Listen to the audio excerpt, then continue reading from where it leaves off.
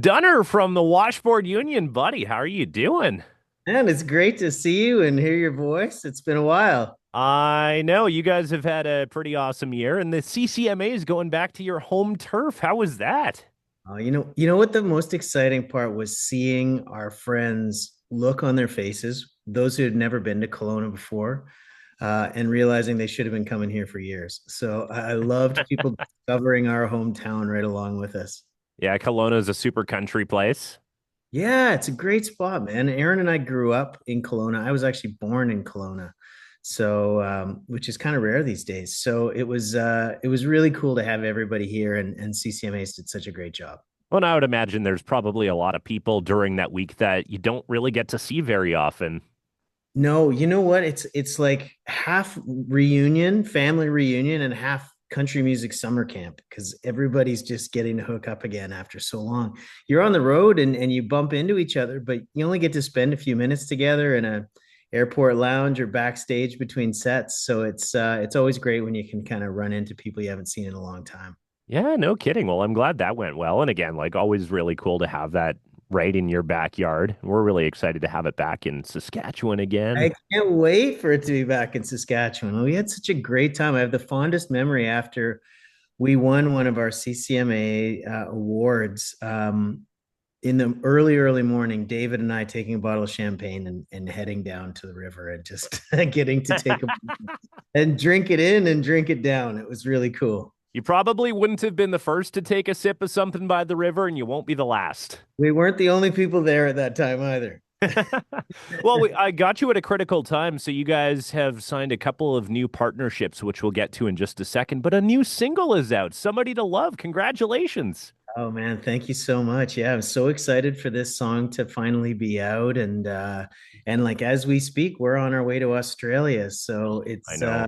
kind of wild. Well, and I mean, it's your first release in over a year. When I listened to the song, there was a familiarity. You guys, I don't know, I associate your sound with like rich vocal harmonies, and you guys, you brought it with this song. We've thank you for saying that, number one. That's always been a moment we've always tried to fight our way back to. I mean, all our favorite bands were those bands that made harmony sort of a central tenet of their sound, and it's always been really important to us. Somebody to Love was a song I wrote with a few friends, and it was just a song that as soon as we kind of sat down as a band and listened to it, it was like, this was meant to be our next song. So let's get this one out right away. So is that just kind of a feeling that you can't really describe? Like, coming back to form, knowing that this is the right song to come back with? Yeah, I mean, I think that's always tough because we've written a ton of songs in the course of the last year and a half, or even longer. So it's always hard to decide. And having a three, sort of a trio, allows you to, someone's going to settle the argument. So I think it was tough to come back and figure out what we wanted to start with, but that's a great problem to have. It means that you're sitting on a bunch of great songs. And this one we were just particularly proud of. It just felt like the right time. And it's a bit different than Washboard has done in the past, which I'm really excited about too. So Yeah, well, and I mean, I find that the lyrics really give you that vibe of that, that late night search for connection. What kind of inspired the whole setting for this song?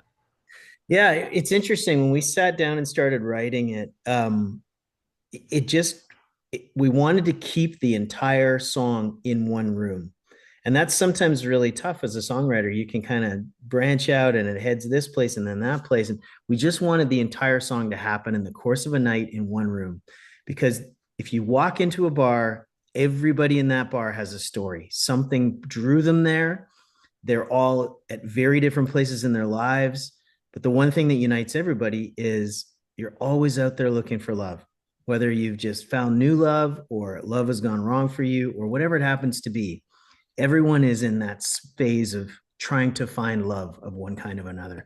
And we really were intrigued by that idea and sort of keep it in one room. And everyone in that room has a different story, from the bartender to the waitress to the girl over in the corner by the jukebox. It was a really fun song to write because you could visually see the song as you progressed. Yeah, and that's so relatable. That search for love. I mean, that's something that pretty much everybody on this planet's been through. That's it, man. And everybody is somebody. Everybody's got their own story. And I think that we were just really intrigued by that whole idea. So, and it just felt like a great song. It sort of started writing itself as we got going. Those are the best songs where it's like kind of already there. You're just sort of uncovering it. It's true, man. I swear, some power from up above, God or something else, just makes a hand delivery to you sometimes when you're writing a song and says, "Here, this is the one you're looking for." And Well, I love that. I love that it happened. And well, that's our current song on Ride It or Bucket. So people should go onto our website and vote right now. And then I had mentioned that you guys have a couple new partnerships. So this single kind of marks the start of your debut with Arts and Crafts Country, and also ABC Music in Australia and New Zealand. So this is opening up like a whole bunch of new doors for you guys.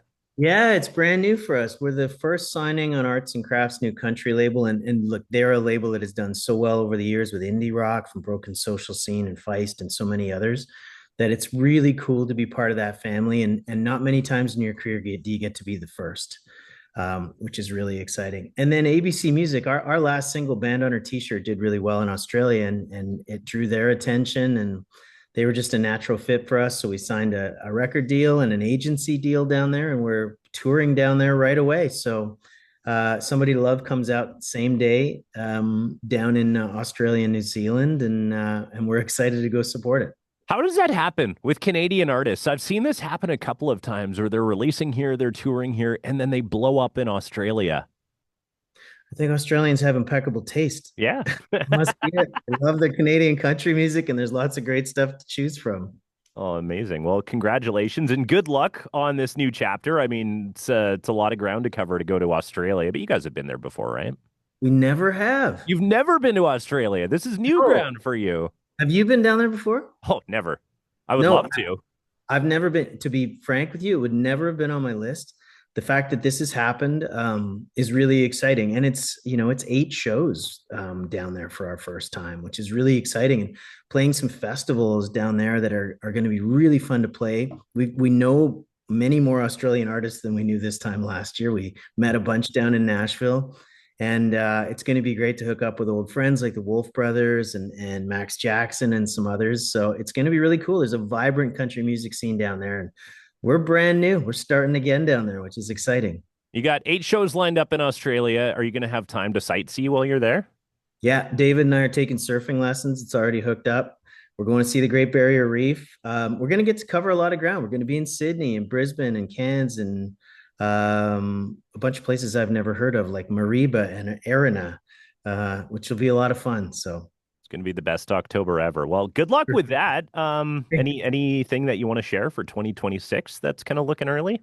yeah, we got a ton of new music coming and a new record that's going to see the light of day in 2026, and we're excited to get back on the road, play a bunch of places that we haven't been to in a long time. And the fact that our music has taken us this far around the world this time around, we just feel so blessed as a band, and it's all been fans that have driven that success, and we just can't thank anybody who's bought a ticket to see us in the past or bought it or streamed our music. Just thanks for being part of our dream and for making it happen for us. Well, and thanks for giving us so many amazing songs, man. We'll keep our ear to the ground for some announcements and news. And best of luck in Australia, dude. Thank you, brother. Absolutely. We'll give you a shout when we get back.